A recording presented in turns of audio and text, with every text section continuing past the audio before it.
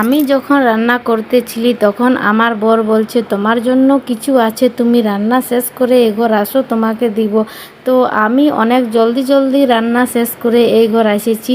আর এই ঘর আসতে না আসতে এই দেখো আমার বর আমাকে আইসক্রিম ধরান দিল। আর এই দেখো আমাদের মোড় থেকে আইসক্রিমটা আনি দিয়েছে, কিন্তু কোনো করার নেই। এই দেখো আইসক্রিম গলে গেছে, এতটাই গরম পড়েছে না যে ওকে আর কি দোষ দিব। তো তাও আমাকে আইসক্রিম ভীষণ ভীষণ ভাল লাগে, তো কোনো করার নেই। তা আমি খেয়ে নিচ্ছি, যেমন আনিয়েছে তেমনি আমার জন্য ভালোবেসে আনিয়েছে, তো তাই এটাই আমার খুব খুশি হয়েছি যে আমাকে এত গরমে আইসক্রিম এনে খাওয়াচ্ছে আমার বর। আর এই দেখো আমার ছেলেকে একটু দিচ্ছি আর আমি একটু খাচ্ছি।